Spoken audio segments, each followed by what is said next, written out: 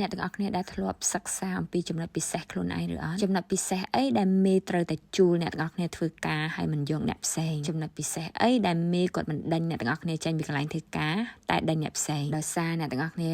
ចូលចិត្តយកចិត្តមេឬក៏អ្នកទាំងអស់គ្នាឧស្សាហ៍ព្យាយាមក្នុងការធ្វើការឥឡូវខ្ញុំឲ្យឧទាហរណ៍ការរស់ស៊ីរបស់ខ្ញុំវិញហាងកញ្ចក់បើកដូចផ្សិតបើកមុខខ្ញុំផងក្រោយខ្ញុំផងខាងក្រោមខ្ញុំផងប៉ុន្តែហេតុអីខ្ញុំនៅតែមានភ្ញៀវចូលដោយសារខ្ញុំធ្វើកញ្ចក់ស្អាតឬក៏ដោយសារខ្ញុំកែរូរីរាក់ទាក់ឬក៏កន្លែងធ្វើការខ្ញុំនឹងវាស្អាតអញ្ចឹងខ្ញុំចង់ឲ្យអ្នកទាំងអស់គ្នារកចំណុចពិសេសខ្លួនឯងឲ្យបានពីព្រោះចំណុចពិសេសហ្នឹងនឹងជួយអ្នកទាំងអស់គ្នាលេចធ្លោមិនថាអ្នកទាំងអស់គ្នាចង់សម្រេចអ្វីក៏ដោយឧទាហរណ៍ការរស់ស៊ីហាងកាហ្វេបើក100កន្លែងមែនប៉ុន្តែតើហាងកាហ្វេរបស់អ្នកទាំងអស់គ្នាហ្នឹង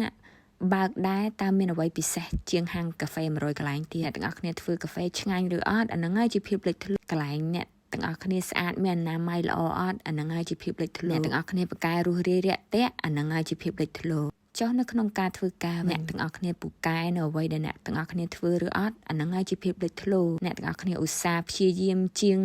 អ្នកធ្វើការផ្សេងទៀតអាហ្នឹងហើយជាភាពលេចធ្លោមិនបាច់ភ័យថាហាងកាហ្វេ100កន្លែងបើកហើយខាងកាហ្វេខ្លួនឯងអត់ដាច់សំខាន់រកភាពលេចធ្លោហាងខ្លួនឯងឲ្យបានថាយើងនឹងមានចំណុចពិសេសអីដែលអាចតាក់ទាញចិត្តអ្នកទិញដែលធ្វើឲ្យគេទិញពីរបស់អ្នកទាំងអស់គ្នាហើយមិនទិញអ្នកផ្សេងបើអ្នកទាំងអស់គ្នារកចំណុចពិសេសខ្លួនឯងបានអ្នកទាំងអស់គ្នាធ្វើអីក៏បានជោគជ័យដែរពីព្រោះភាពលេចធ្លោនឹងធ្វើឲ្យអ្នកទាំងអស់គ្នាខុសពីអ្នកដទៃដោយតាក្រំងុយបានពោលថាចេះប្រកាសប្រាក់រត់តាមហាង